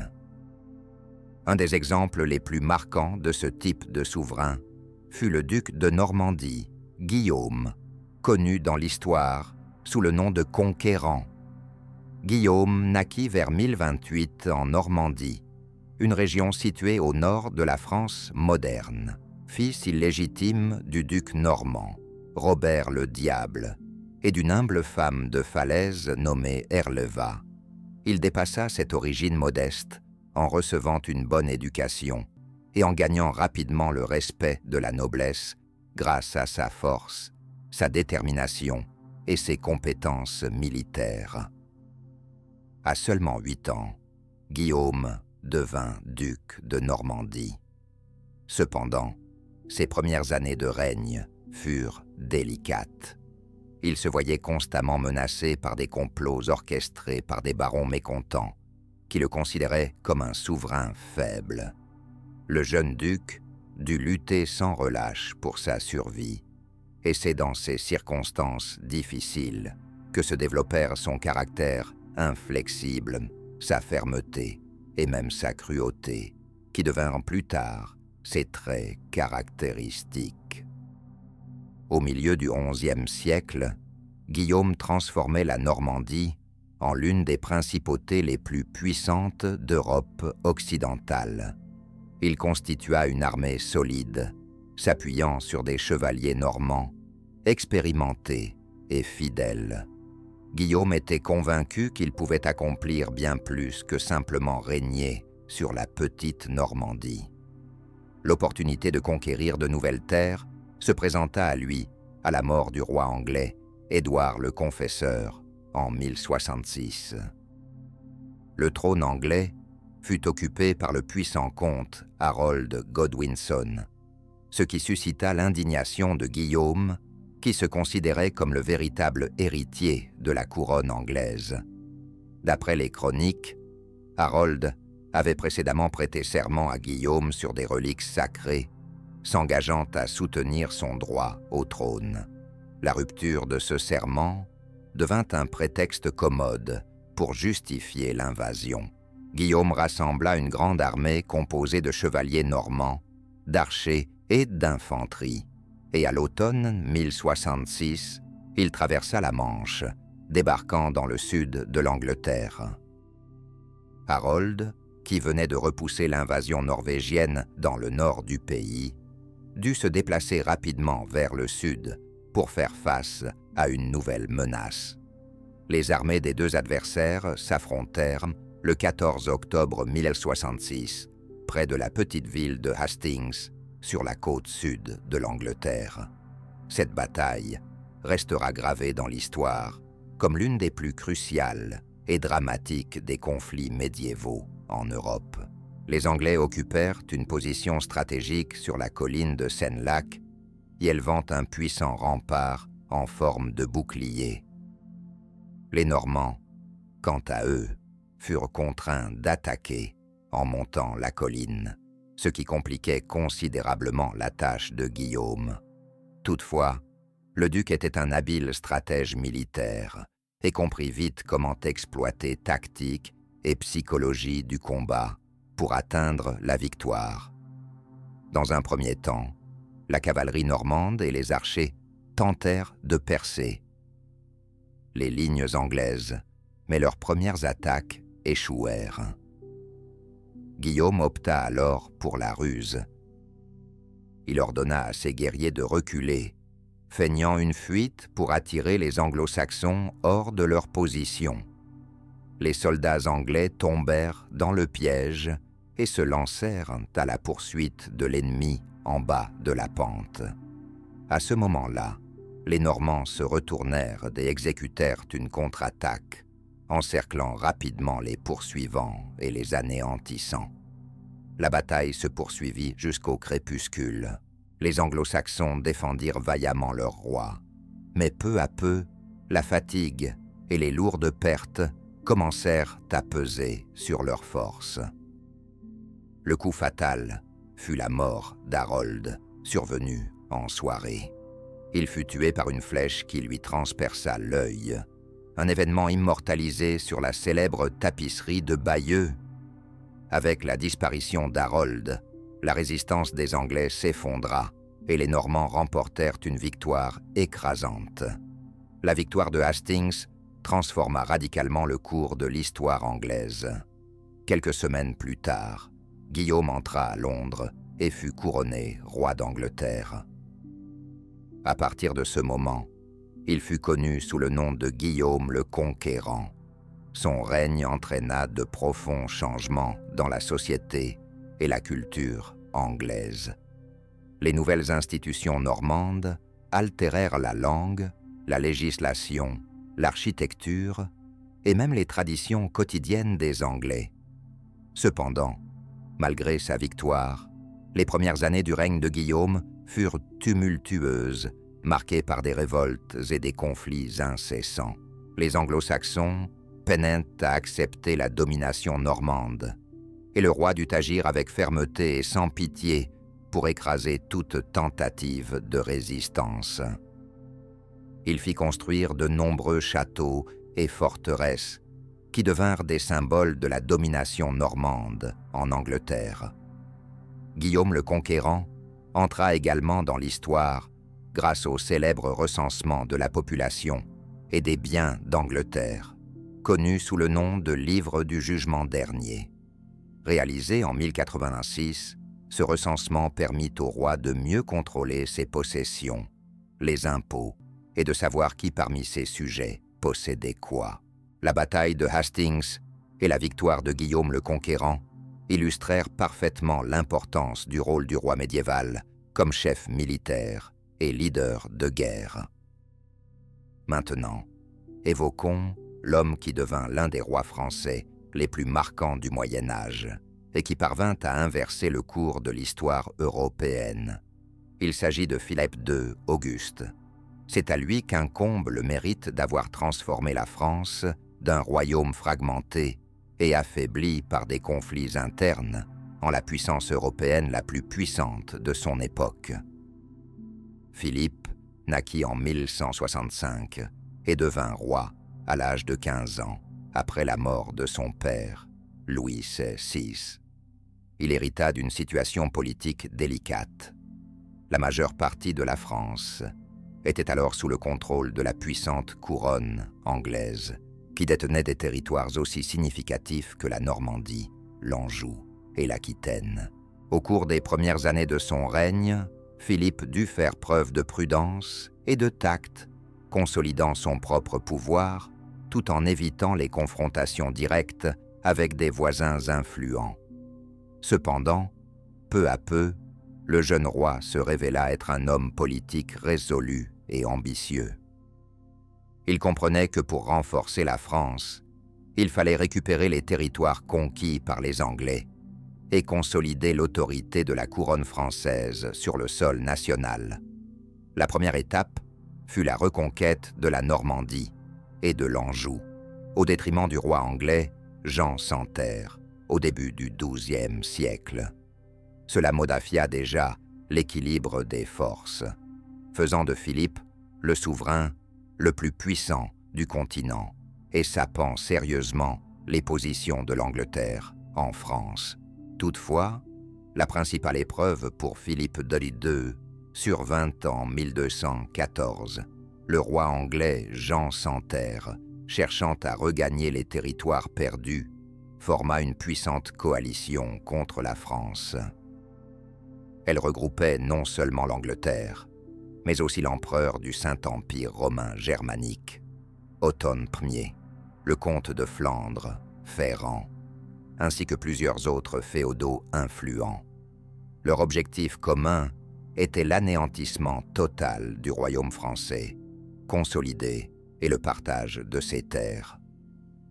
Les armées des Alliés et des Français se rencontrèrent le 27 juillet 1214 près du petit village de Bouvines, dans le nord de la France. Ce fut la plus grande et la plus importante bataille de l'époque, considérée comme l'un des tournants de l'histoire médiévale européenne. Philippe II, Auguste commandait personnellement les troupes françaises. Son armée était légèrement inférieure à celle de l'ennemi. Cependant, elle se distinguait par sa discipline, son moral élevé et sa cavalerie bien organisée. Les chevaliers et l'infanterie français formèrent une ligne de bataille sur le champ ouvert, attendant l'ennemi. Le roi, revêtu d'une armure étincelante, inspirait personnellement ses troupes, stimulant leur détermination avant la bataille décisive. La bataille de Bouvines débuta par une offensive de la lourde cavalerie adverse. Les chevaliers germaniques et flamands se lancèrent au combat, cherchant à percer immédiatement le centre français. L'infanterie française résista à cette forte pression, puis les chevaliers français, sous le commandement direct du roi Philippe lui-même, prirent part au combat.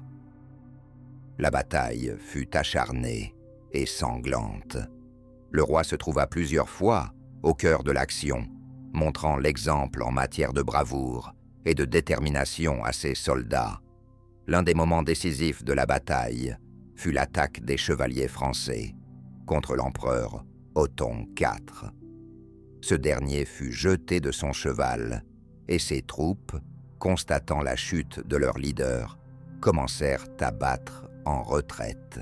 Rapidement, les forces françaises infligèrent un coup décisif, écrasant les restes de l'ennemi et capturant de nombreux nobles chevaliers et barons, y compris le comte de Flandre, Ferrand.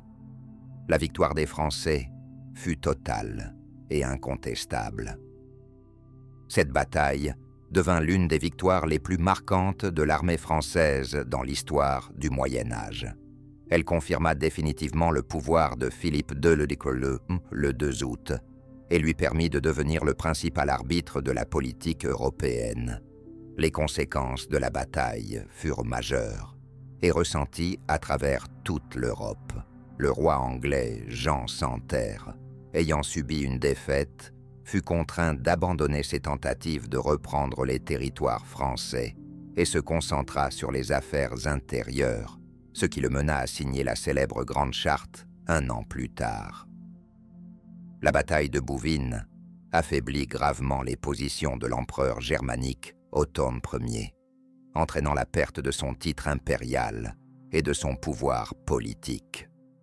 Dans le même temps, la France sortit du conflit comme la puissance européenne la plus forte, consolidant le pouvoir royal et établissant les bases d'une prospérité future. Philippe d'Abelzhou. Auguste lui-même régna encore 9 ans après Bouvines, jusqu'à sa mort en 1223. Il profita de cette période pour renforcer le pays, bâtissant de nouvelles forteresses, développant le commerce, organisant des réformes administratives et consolidant le pouvoir centralisé. C'est sous son règne que Paris se transforma en un véritable centre de la culture et de la politique européenne. Nous abordons maintenant l'un des conflits les plus vastes et dramatiques de l'histoire médiévale, qui dura plus de 100 ans et modifia à jamais les destinées de la France et de l'Angleterre. Il s'agit de la guerre de 100 Ans, qui débuta en 1337, ainsi que du rôle central du roi anglais Édouard II, l'un des souverains les plus ambitieux et talentueux du Moyen Âge. Édouard II se monta sur le trône britannique en 1327 à l'âge de 14 ans, après que son père Édouard Ier eut été renversé. Dans les premières années de son règne, le jeune roi dut lutter pour asseoir son pouvoir et stabiliser la situation intérieure en Angleterre. Mais ses véritables ambitions s'étendaient bien au-delà des îles britanniques, vers les riches et vastes territoires de France. Le déclenchement de la guerre fut provoqué par une crise dynastique en France, suite à la mort du dernier roi de la dynastie capétienne, Charles Quart, décédé en 1328. Les barons français élurent comme nouveau roi Philippe VI de Valois, représentant d'une branche cadette des Capétiens. Cependant, Édouard II, qui était le petit-fils de l'ancien roi français Philippe Ier par sa mère, prétendait avoir plus de droits sur la couronne française que Philippe de Valois.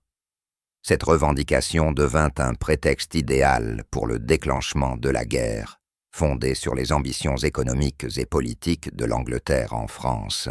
En 1337, Édouard II se proclama officiellement roi de France et déclara la guerre à Philippe VI. Un conflit sans précédent par son ampleur commença, bouleversant toute l'Europe et prenant le nom de guerre de 100 ans. Les premières années de la guerre furent éprouvantes pour les deux camps. Édouard II réalisait que pour remporter la victoire, il fallait agir avec stratégie et recourir non seulement à des affrontements militaires directs, mais également à une pression économique. Les troupes anglaises ravageaient activement les provinces nord de la France, détruisant champs et villages et affaiblissant ainsi l'économie de l'adversaire. L'un des premiers succès retentissants du roi anglais fut la bataille navale de Sluis en 1340, où la flotte anglaise anéantit complètement l'escadre française, obtenant le contrôle total sur la Manche. Cette victoire renforça l'autorité d'Édouard II et lui permit de poursuivre son offensive sur le continent. Cependant, la véritable gloire militaire d'Édouard était encore à venir.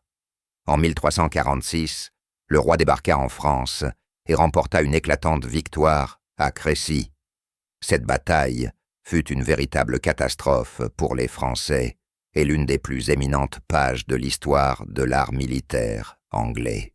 Les Anglais adoptèrent une tactique entièrement nouvelle, basée sur l'utilisation experte des archers anglais, armés de longs arcs. La cavalerie française fut littéralement anéantie sous une pluie de flèches, et le roi français lui-même échappa de justesse à la mort et fut contraint de fuir. Cette victoire conféra à Édouard II la réputation d'un chef militaire exceptionnel et jeta les bases des futurs succès de l'Angleterre dans la guerre. En 1347, les troupes anglaises prirent la ville portuaire de Calais, qui resta aux mains des Anglais pendant près de 200 ans, devenant un site stratégique majeur sur le territoire français. Toutefois, le point culminant des réussites d'Édouard fut la célèbre bataille de Poitiers, en 1356, à laquelle participait son fils aîné, le prince Édouard, surnommé le prince noir. Les Anglais adoptèrent à nouveau une tactique efficace de défense et de contre-attaque, écrasant les Français et capturant le roi de France Jean II lui-même. Ce fut un triomphe incroyable qui plongea la France au bord de l'effondrement total et consolidèrent les positions anglaises en Europe. Édouard Mestanzu persista à revendiquer ses droits sur le trône français. Cependant, l'instabilité intérieure, le manque de ressources et les épidémies de peste successives affaiblirent progressivement l'Angleterre. À la fin de son règne, les succès donnèrent nos places à des difficultés, et son propre fils, le prince noir, mourut avant lui, sans jamais hériter du trône. Néanmoins, l'influence d'Édouard de Daubesu sur le cours de l'histoire européenne fut immense. La guerre de 100 ans, qui débuta avec ses ambitions, modifia radicalement l'équilibre des pouvoirs en Europe et influença l'évolution de l'art militaire et des tactiques. Elle annonça le début de la fin de l'ère du féodalisme classique, marqué par la domination de la lourde cavalerie de chevaliers, cédant la place à des armées professionnelles où l'infanterie et les archers prirent une part essentielle. De surcroît, la guerre contribua à forger la conscience nationale tant en France qu'en Angleterre. Les Anglais commencèrent à se percevoir pour la première fois comme une nation distincte, s'opposant aux Français. Les Français, quant à eux, s'unirent dans leur lutte contre l'envahisseur étranger, prenant progressivement conscience de leur identité en tant que peuple unifié. Nous allons maintenant aborder un sujet très important et captivant, la formation du système judiciaire au Moyen Âge et comment les rois médiévaux utilisaient le droit pour renforcer leur propre pouvoir. Les rois de cette période ne se contentaient pas de mener des guerres et de gouverner l'État, mais s'attaquaient également, personnellement, aux questions de justice, établissant des lois et des institutions judiciaires qui ont largement façonné l'avenir de l'Europe. Un exemple marquant d'un tel souverain est le roi anglais Henri II, qui posa les fondations du soi-disant droit commun, common law. Henri II devint roi d'Angleterre en 1154, héritant du trône à une époque particulièrement complexe de l'histoire anglaise. Le pays était plongé dans le chaos après de nombreuses années de guerre civile entre les partisans de l'impératrice Mathilde, la mère d'Henri, et son rival, Étienne de Blois. Le pouvoir royal était affaibli, et les barons locaux pratiquement en dehors de toute soumission à l'administration centrale, rendant la justice et collectant des impôts de manière autonome. Henri devait relever un défi majeur, rétablir l'ordre dans le pays, renforcer le pouvoir royal et unifier l'Angleterre sous son contrôle. Le roi comprit rapidement que l'un des outils les plus essentiels pour renforcer son pouvoir était un système judiciaire clair et efficace. Avant son règne, la justice en Angleterre était décentralisée et confiée aux féodaux et aux barons locaux. Cela engendrait l'arbitraire, l'injustice et l'absence d'une pratique juridique uniforme. Henri entreprit alors une vaste réforme judiciaire visant à établir un système légal unique devant s'appliquer sur l'ensemble du territoire anglais et être contrôlé par des juges royaux. Ce nouveau système fut désigné sous le nom de droit commun, common law, étant basé sur des principes uniformes s'appliquant à tous les sujets du royaume, quel que soit leur statut social ou leur lieu de résidence. L'une des principales innovations d'Henri II fut l'instauration de l'institution des juges royaux itinérants. Ces juges, spécialement désignés par le roi, parcouraient le pays pour examiner les litiges et les affaires criminelles. Ils ne se laissaient pas guider par les coutumes et traditions locales, mais par des directives et instructions uniformes directement émanant du roi. Ainsi, les juges élaborèrent progressivement des normes communes devenant uniformes pour toute l'Angleterre. Henri II instaura également le célèbre procès basé sur la participation de jurés. Désormais, les affaires étaient non seulement examinées par un juge local, mais aussi par un groupe de représentants respectés de la communauté, qui contribuaient à établir la culpabilité ou l'innocence de l'accusé.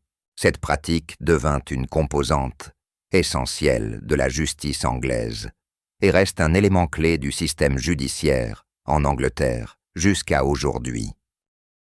Une autre réforme significative fut l'introduction de l'institution connue sous le nom de paix royale. Henri déclara qu'un certain nombre de crimes, tels que le meurtre, le vol ou l'agression, seraient désormais considérés non seulement comme des préjudices personnels pour la victime, mais aussi comme des violations de la loi royale. Cela impliquait que le criminel était responsable non seulement envers la victime, mais également envers le roi. Ainsi, Henri mettait en avant son autorité et utilisait le droit comme un outil pour renforcer son pouvoir et maintenir l'ordre dans l'État. Cependant, les réformes judiciaires d'Henri causèrent un grave conflit avec l'Église, qui détenait traditionnellement un pouvoir judiciaire particulier sur le clergé. Un épisode marquant fut le différend avec l'archevêque de Cantorbéry, Thomas Becket. Henri insistait pour que les membres du clergé, ayant commis des crimes, soient également jugés dans les tribunaux royaux. L'archevêque s'opposa à cela, défendant les privilèges de l'Église, et le conflit prit fin tragiquement. En 1170, Thomas Becket fut assassiné par des chevaliers directement au sein de la cathédrale. Bien qu'Henri niât toute implication dans l'assassinat, il fut contraint de se repentir publiquement, ce qui porte un coup à sa réputation. Néanmoins, les réformes d'Henri II revêtirent une immense importance. Son droit commun constitua la fondation du système juridique anglais, influençant non seulement l'Angleterre, mais également l'ensemble du monde anglophone. Grâce aux réformes d'Henri, l'Angleterre se dota d'un système judiciaire centralisé solide, capable de protéger les citoyens contre l'arbitraire des féodaux. Ce droit devint également un instrument essentiel pour les rois afin de contrôler les barons et la noblesse, assurant ainsi la stabilité et le développement de l'État anglais pendant de nombreux siècles. Ces transformations influencèrent également l'évolution des systèmes judiciaires dans d'autres États européens. L'idée selon laquelle la loi devait être unique et équitable pour tous les sujets se propagea progressivement à travers l'Europe, posant les fondations des systèmes juridiques modernes. Nous allons maintenant aborder un événement qui non seulement transforma l'Angleterre, mais établit également les bases du développement de la démocratie et du droit dans le monde occidental. Il s'agit de la Grande Charte des Libertés, signée en 1215 par le roi anglais Jean sans Terre, dont le nom est devenu à jamais le symbole de la faiblesse, des échecs et du conflit avec sa propre noblesse. Jean, le fils cadet d'Henri II et le frère du célèbre Richard Cœur de Lion, accéda au trône d'Angleterre en 1199 après la mort de Richard. Contrairement à son frère glorieux, Jean sans Terre avait un caractère totalement différent. Ses contemporains le décrivaient comme un homme méfiant, colérique et sournois, manquant de charisme et de qualité de leadership essentielles pour un monarque médiéval. Dès le début de son règne, Jean sans Terre dut faire face à de grandes épreuves. Peu après son accession au trône, il perdit presque tous les territoires anglais en France, y compris les riches et stratégiquement importants Normandie et Anjou. Cette lourde défaite priva non seulement le roi de sa réputation parmi ses vassaux, mais lui valut aussi le surnom humiliant de Sans Terre. Dès lors, les barons d'Angleterre le considéraient avec mépris et exprimaient ouvertement leur mécontentement vis-à-vis de son règne.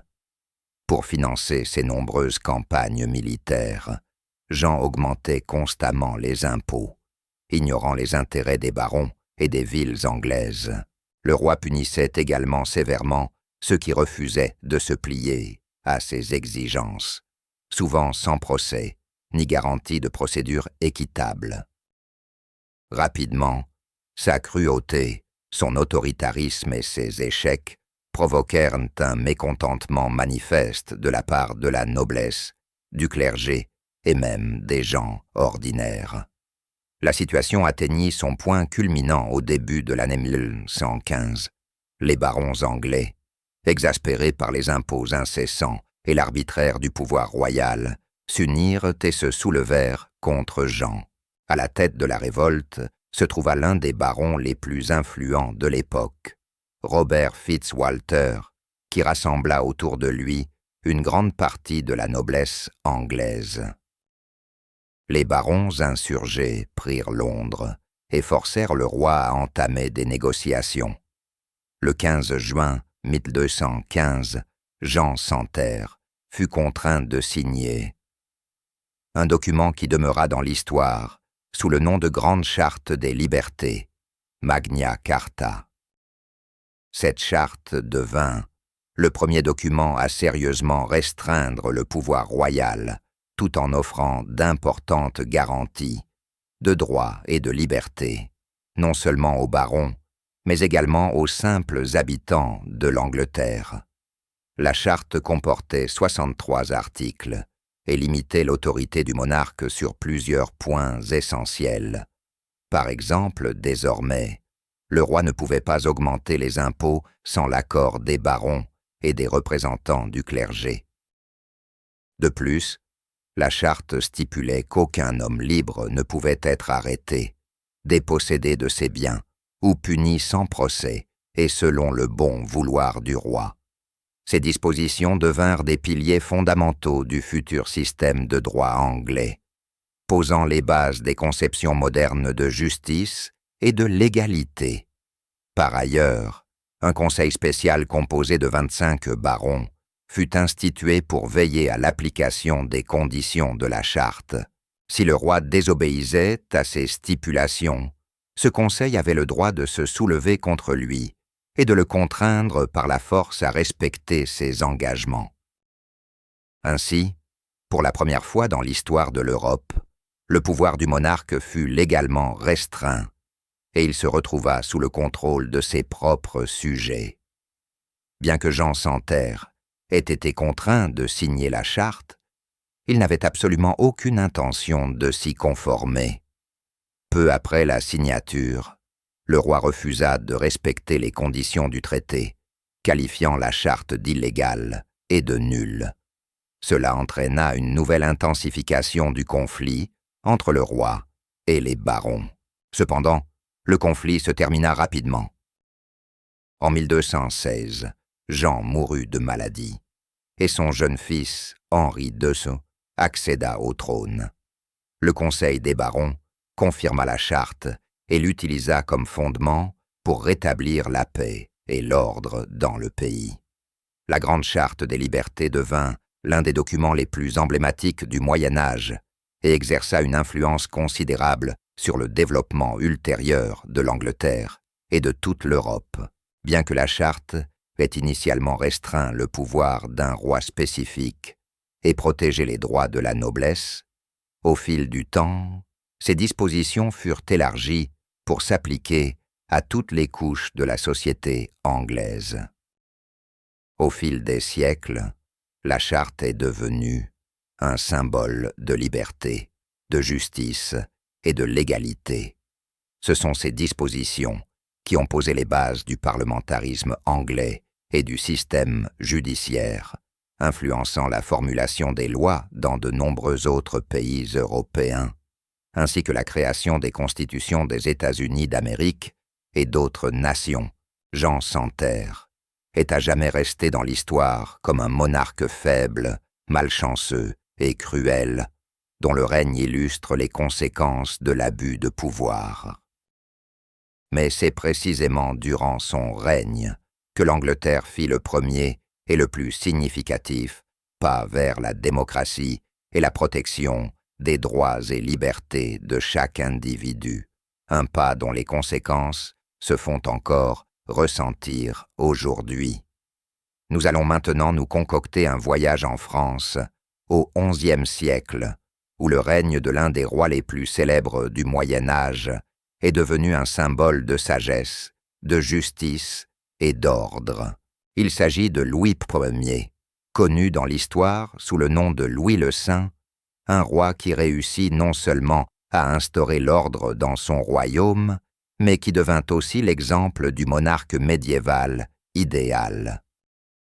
Louis Ier naquit en 1214 et accéda au trône de France à seulement 12 ans après la mort de son père, Louis VII.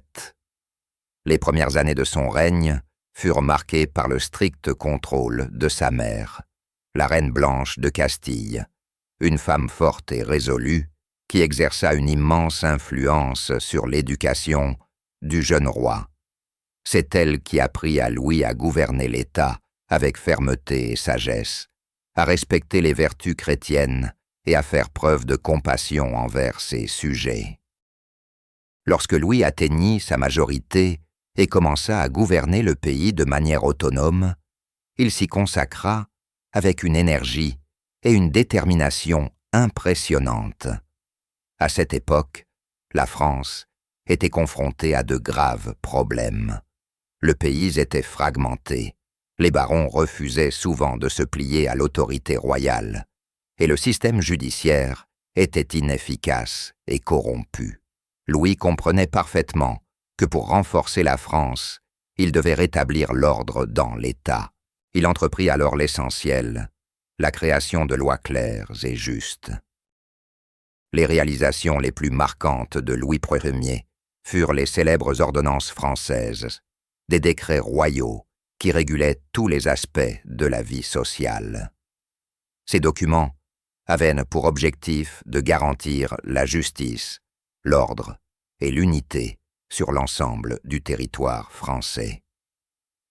Grâce aux ordonnances de Louis, le système judiciaire devint plus transparent et équitable. Les duels judiciaires, jugés comme un vestige barbare du passé, furent strictement prohibés, tandis que l'arbitraire et la corruption parmi les juges et les fonctionnaires furent réduits. Le roi veillait personnellement à l'application des lois et se distinguait par son activité judiciaire ferme mais juste. Louis tenait des audiences publiques en plein air, où il écoutait directement les plaintes de ses sujets, des paysans les plus modestes aux riches marchands et barons. Il avait une remarquable capacité à rendre des décisions justes et impartiales, ce qui lui valut une immense popularité auprès du peuple. Louis le Saint s'efforça aussi de renforcer l'unité du pays en restreignant l'arbitraire des barons locaux. Il leur interdit de mener des guerres privées et de susciter des conflits internes qui déstabilisaient l'État de l'intérieur. Désormais, tout conflit entre nobles était traité exclusivement dans les tribunaux royaux, et les coupables de violence étaient sévèrement punis. L'une des ordonnances les plus significatives de Louis portait sur la circulation monétaire. Le roi établit pour la première fois un système monétaire unifié et stable, instaurisant des normes claires pour la frappe des pièces.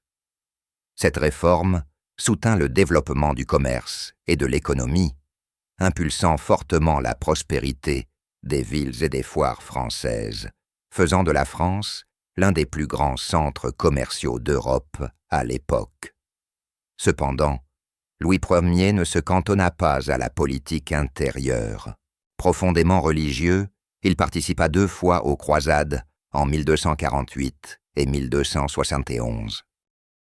Bien que les 2 croisades aient été des échecs et que le roi ait été capturé lors de la première, ces événements n'ont fait que renforcer son autorité en tant qu'homme de foi et de courage. Ce sont ses qualités personnelles, ainsi que ses réformes judicieuses, qui valurent à Louis la réputation d'un des plus grands monarques du Moyen Âge. De son vivant, il bénéficiait d'un immense respect parmi les souverains européens.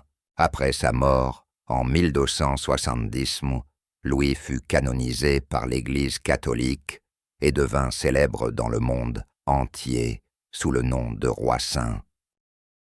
Malgré sa rigueur et sa sévérité en matière de respect des lois, Louis était un homme miséricordieux et juste.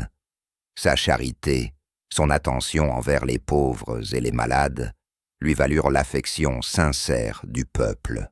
Le roi fondait des hôpitaux, des refuges et des monastères, soutenait les nécessiteux et prenait soin personnellement des malades, illustrant ainsi une véritable miséricorde chrétienne.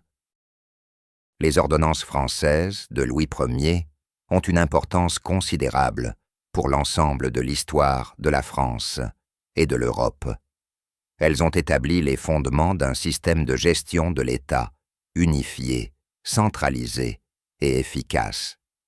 De nombreux principes instaurés par Louis ont servi de base à la législation française pour les siècles à venir et ont influencé le développement des systèmes juridiques d'autres pays européens. Aujourd'hui, Louis le Saint incarne l'idéal du monarque médiéval, sage, juste et fidèle à ses principes. Son règne illustre l'importance cruciale pour un roi médiéval de créer et de maintenir un ordre juste au sein de l'État. Louis Ier a prouvé que le pouvoir du roi n'est pas seulement un droit, mais aussi une immense responsabilité envers le sort de ses sujets. Une responsabilité qu'il a assumée avec une fidélité et un honneur qui suscitent l'admiration. Maintenant, nous allons nous pencher sur un autre sujet fascinant et crucial de l'histoire médiévale. D'où les rois médiévaux tiraient-ils leurs finances? Comment se formait l'économie des royaumes? Et comment les monarques géraient-ils leurs richesses? Bien que le Moyen-Âge soit souvent décrite comme une époque de châteaux, de chevaliers et de guerres, la réalité était bien plus complexe. L'économie et l'argent occupaient une place centrale dans la vie de chaque cour royale. Les rois médiévaux ne possédaient pas une richesse infinie. Leur principale source de revenus provenait des impôts prélevés sur la population et le féodaux. L'un des impôts les plus célèbres de cette période était le soi-disant « argent de compte », instauré par le roi anglais Henri II au XIIe siècle.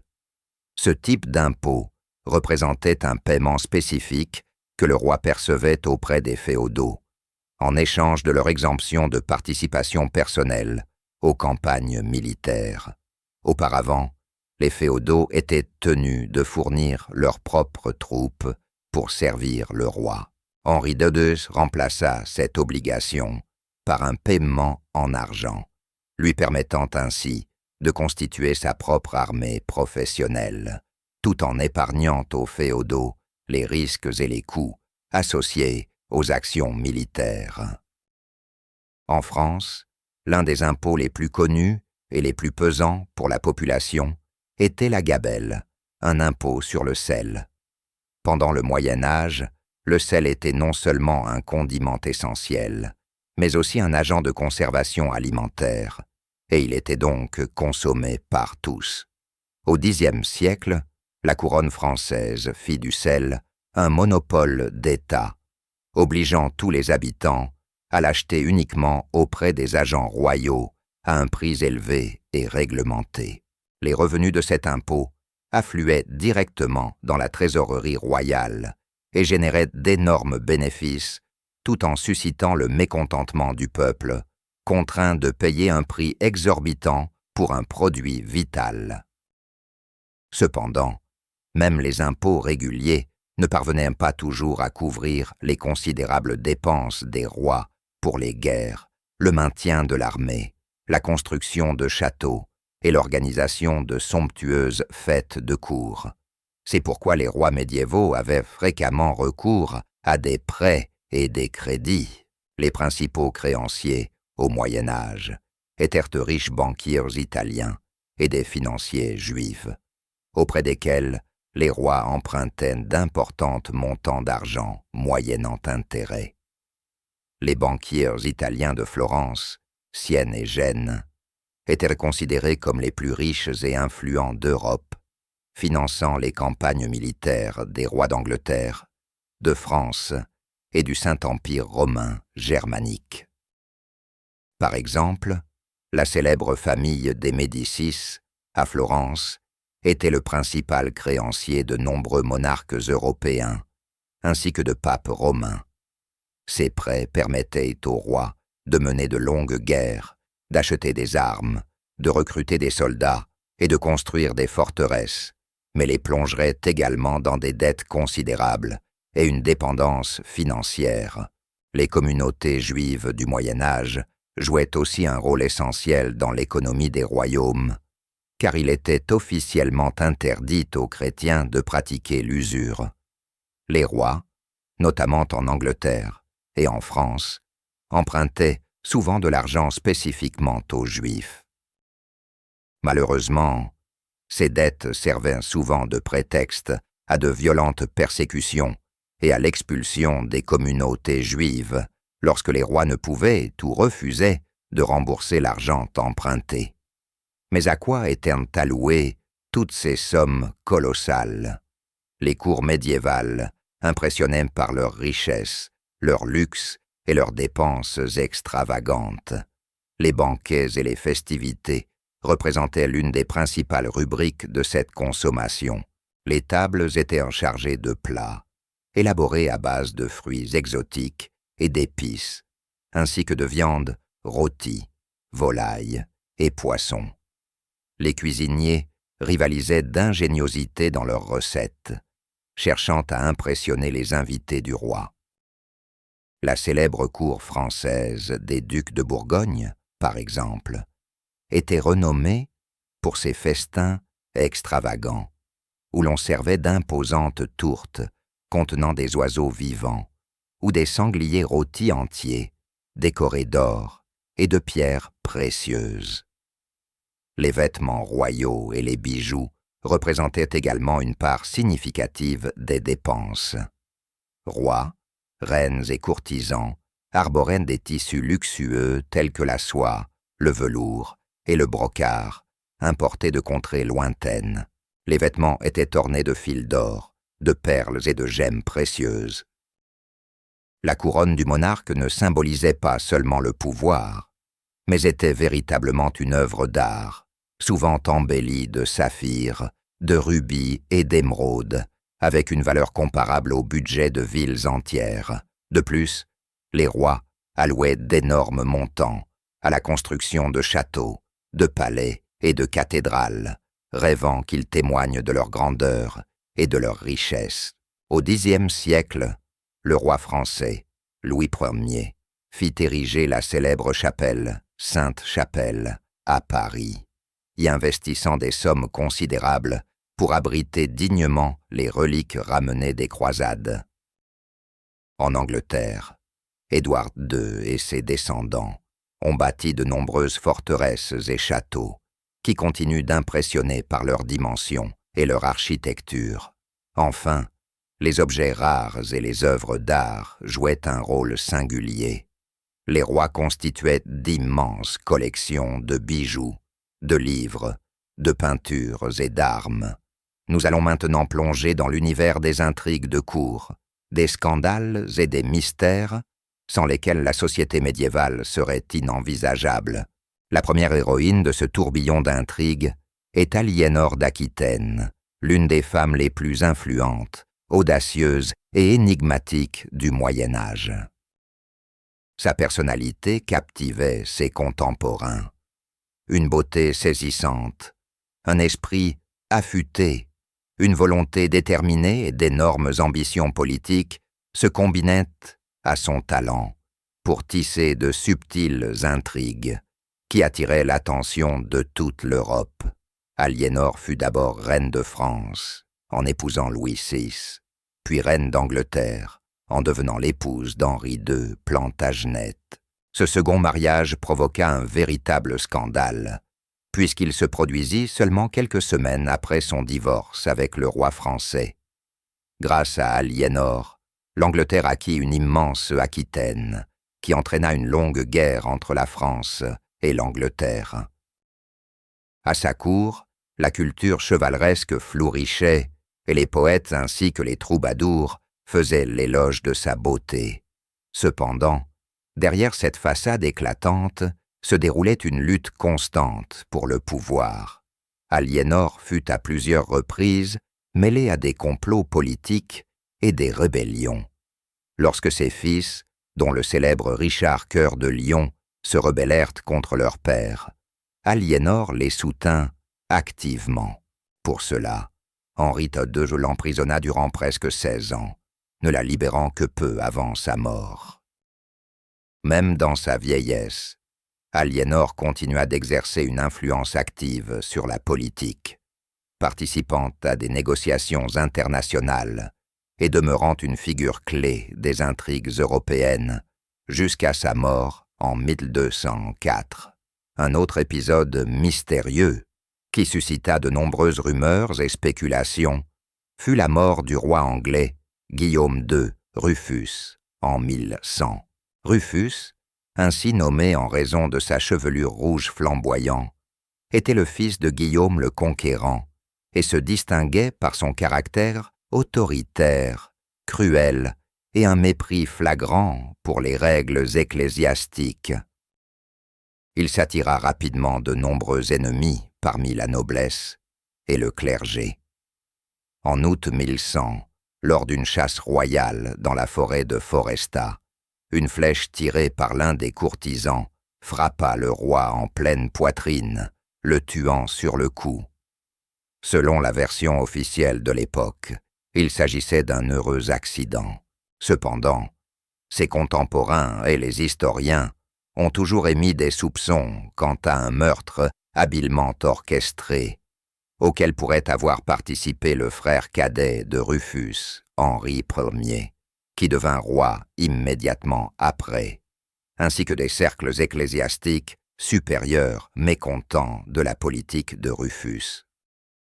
Le mystère entourant cette mort n'a jamais été complètement résolu, demeurant l'un des événements les plus énigmatiques du Moyen-Âge anglais. Un autre exemple frappant de la façon dont le destin personnel d'un monarque pouvait influencer un État entier est la tragédie du roi français, Charles VI, à la fin du XIVe siècle. Charles, jeune monarque plein de promesses, suscitait de grandes attentes au début de son règne. Toutefois, en 1392, il plongea soudainement dans la folie. Lors d'une campagne militaire, le roi commença à éprouver de sérieux troubles mentaux, au cours desquels il ne reconnaissait pas ses proches, faisait preuve d'agressivité et croyait même être fait de verre. La maladie de Charles VI eut des répercussions désastreuses sur la France. Le pays plongea dans une crise profonde. Une lutte pour le pouvoir s'engagea entre diverses factions influentes de la noblesse qui manipulèrent le roi fou à leur propre fin. En réalité, le pouvoir échut à des parents et à des favoris ambitieux, ce qui entraîna rapidement une guerre civile de grande envergure, affaiblissant le pays au point de relancer un nouveau cycle de la guerre de 100 ans avec l'Angleterre. La France tomba dans le chaos et la ruine pendant longtemps, et la tragédie de Charles VI devint un exemple frappant de la manière dont la faiblesse et la maladie d'un seul homme pouvaient décider du destin d'un État entier. Ces récits démontrent à quel point, au Moyen Âge, la politique, les relations personnelles, les intrigues et même les événements fortuits étaient étroitement interconnectés. Les destins des rois et des reines, leurs secrets et leurs scandales, étaient non seulement capables de bouleverser leurs contemporains, mais aussi de transformer le cours de l'histoire, laissant derrière eux des mystères qui continuent d'exciter l'imagination jusqu'à nos jours. Nous arrivons à la partie finale de notre récit pour comprendre comment une époque entière du Moyen Âge a pris fin et comment le statut des rois et la nature de leur pouvoir ont évolué. L'un des événements les plus tragiques et dévastateurs ayant accéléré ce changement fut la peste noire, une épidémie de peste qui ravagea l'Europe de 1347 à 1351. En quelques années, la maladie fit des millions de victimes, soit environ un tiers de la population européenne. Cela a profondément ébranlé les fondements de la société médiévale. Les villes se vidaient, le commerce s'interrompait et l'économie s'effondrait. Pour les monarques, les conséquences furent également dévastatrices. Ils ne réussirent pas à contenir l'épidémie et leur impuissance devint évidente pour tous. L'autorité des rois en pâtit gravement et les gens commencèrent à perdre confiance en un pouvoir incapable de les protéger contre cette maladie terrible. L'affaiblissement de l'autorité des monarques baissa d'importants soulèvements populaires qui ébranlèrent l'Europe dans la seconde moitié du XIVe siècle. En France, en 1358, éclata la jacquerie, une révolte paysanne violente contre l'arbitraire de la noblesse et l'écrasante fiscalité. Des milliers de paysans français, désespérés par la pauvreté, les épidémies et les guerres, commencèrent à piller des châteaux, à tuer des seigneurs et à exiger des changements. Bien que la révolte n'ait été réprimée avec brutalité, elle a démontré la fragilité de la société médiévale et du pouvoir de la noblesse. Une révolte similaire se déroula en Angleterre, la célèbre révolte de Wat Tyler en 1381. Des milliers de paysans, d'artisans et d'habitants des villes se soulevèrent contre les lourds impôts, le traitement inhumain des féodaux et les lois injustes. Les insurgés prirent même Londres, contraignant le jeune roi Richard Noïs II à engager des négociations, bien que la révolte ait été réprimée et que Wat Tyler ait été tué. Ces événements envoyèrent un avertissement sérieux à la monarchie anglaise, signalant que l'ancien système féodal commençait à s'effondrer et que les méthodes de gouvernement traditionnelles ne fonctionnaient plus. À la suite des crises et des bouleversements, une nouvelle époque émergea progressivement, souvent désignée par les historiens comme le temps des nouvelles monarchies. En France, ce nouveau roi fut Louis X, qui régna dans la seconde moitié du XVe siècle.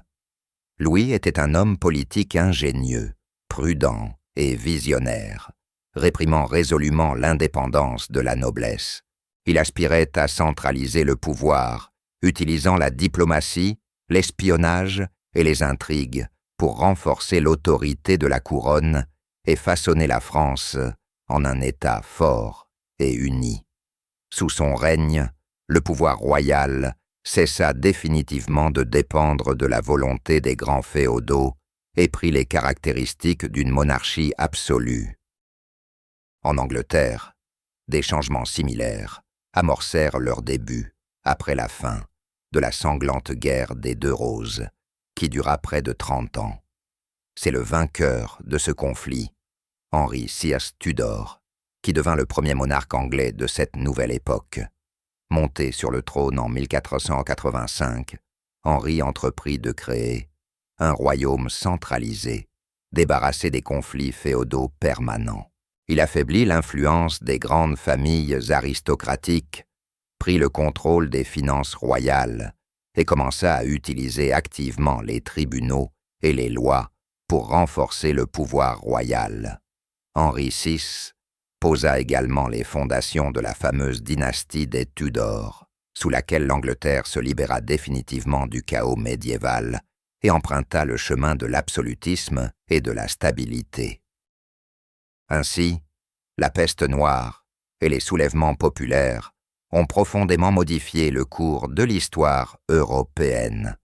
Le Moyen Âge, avec sa fragmentation féodale, son affaiblissement du pouvoir central et ses guerres incessantes, touchait à sa fin. L'autorité des rois commençait à regagner en force, mais sous d'autres conditions. L'époque des États-nations centralisés, d'un pouvoir royal affirmé et de monarchies absolues était sur le point d'émerger. Cette nouvelle ère exigeait des rois des qualités distinctes, ruse, calcul, diplomatie et capacité à gérer des mécanismes étatiques complexes. L'ère des chevaliers et des châteaux, des tournois et des conflits féodaux cédait la place à l'ère de l'absolutisme, qui constitua une étape cruciale vers le monde moderne.